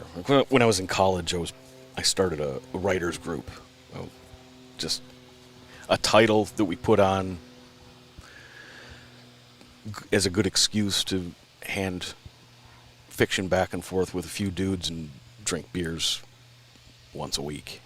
Meet at a bar, hand each other what we were writing that week, kind of critique each other's work from the previous week, and it helped a lot. One of us, not me, became an national award-winning writer, great fiction writer. I'll get permission and mention his name sometime in the future. But yeah, very serious dude, very serious writer. So I've seen very informal groups help people, helped all of us.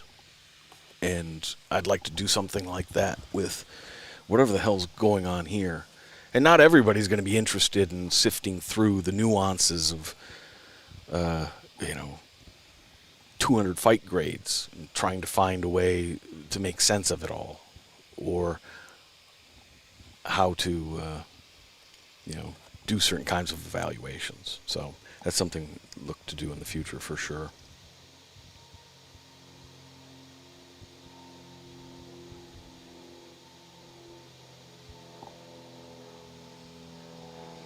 All right. Yeah, so a couple other fights that I thought were very interesting last night. One, I just love Olenek. I don't know why. I don't know if everybody else is that way. He's almost, what do they call that? The spirit animal. In some way, he doesn't really seem like my spirit animal, but he seems like a spirit animal that he's representing more than just himself. In fact, Olenek seems like an idea to me, really more than a fighter. Like he's going out there almost like a mad scientist. Like, okay, yeah, I don't care about all these punches you're landing on me. I think I can do my game plan and it will nullify everything you're so much better at than me. Because Olenek is way off to one extreme in that it's like he's not even trying to be good at striking. Some guys come up short, but you can see they're certainly trying. So always fascinating to watch Olenek. As far as Spivak, this guy's consistently disappointed. Now, Olenek can make anybody look goofy-footed because he's a strange one to prepare for and to be in there with. For all the absurdity of his striking, if he happens to land one of those windmills he's swinging around, and it did seem to get Spivak's attention there in the third round. A few of those punches landed. I just think over the course of Spivak's time with UFC, he fights down to the level of his opposition. Not that he's always coming in from above. Maybe a better way to say it is he sort of matches the style his opponent comes in with, rather than trying to really utilize his own game plan. He has his predilections for sure. I've not seen him rise to the occasion, and he's still young in his career, so I expect he'll grow. But what I've seen from Spivak, he doesn't have that next gear. It'd be too simple to say he doesn't have the killer instinct. I think it's more accurate to say he's just not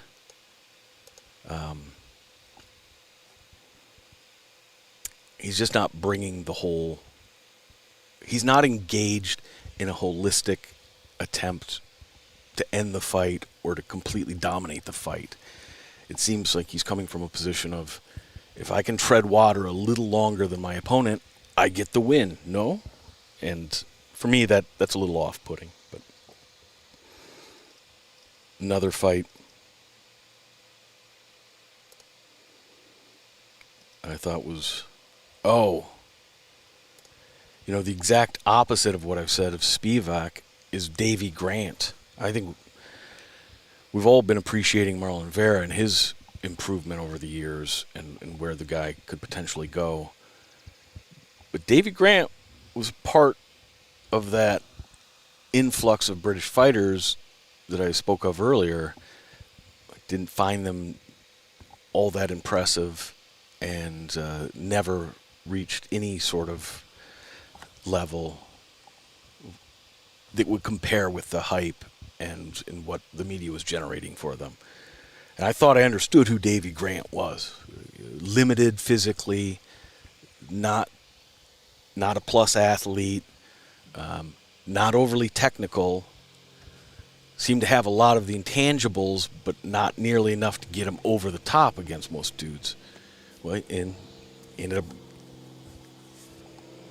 flunking out of the UFC, but he came back, and I think last night's fight against Vera was honestly Davy Grant's best fight in the UFC, best fight in his career. It was so exciting. That first round, he looked like a completely different guy, and some of that's going to be improvement through work and experience, but some of that has to be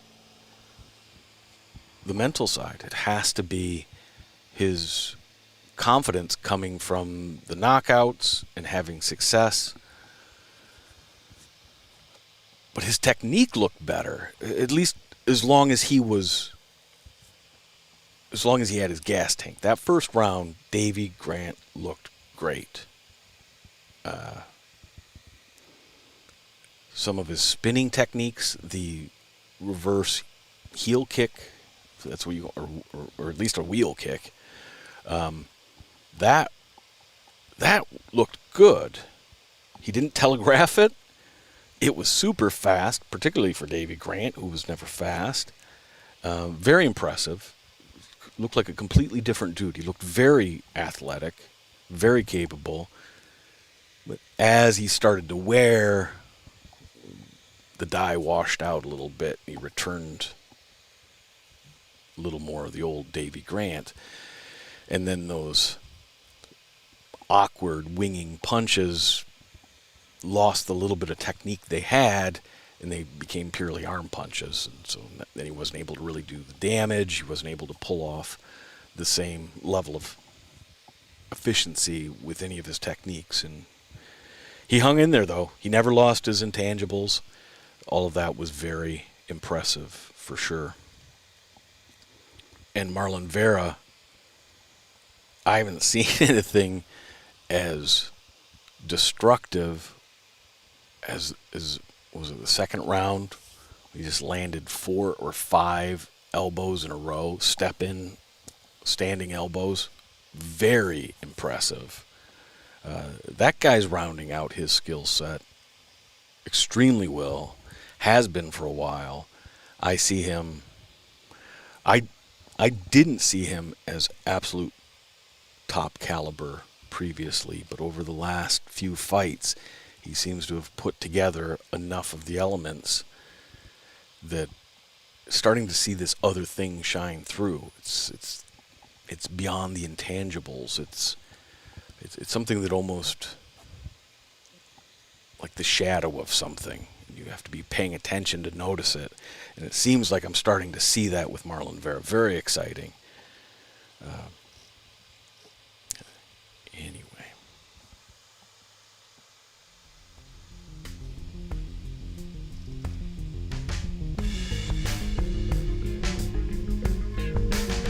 All right, brothers and sisters.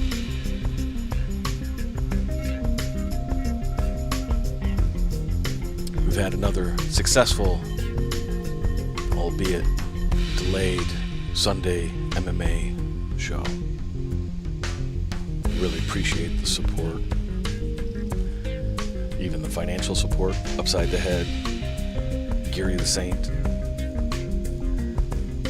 Navad, Drew. He's got a big black cock for his icon. That's how I always think of him. The rooster type cock, of course. This thing is just getting started.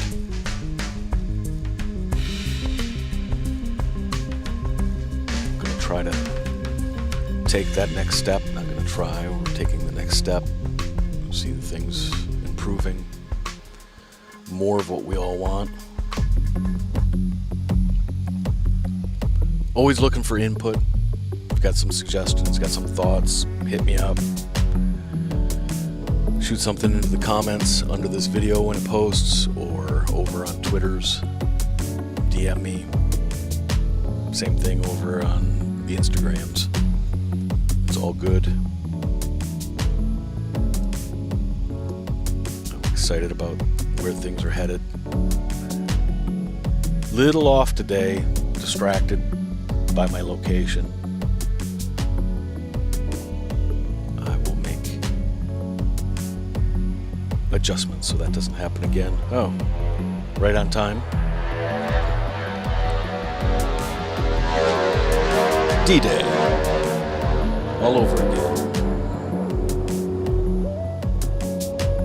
Yeah, so I'll find a better place to park. All right.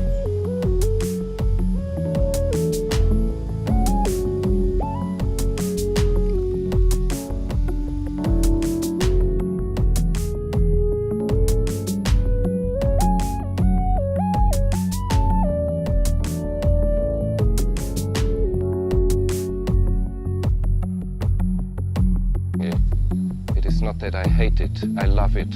I love it very much, but I love it against my better judgment.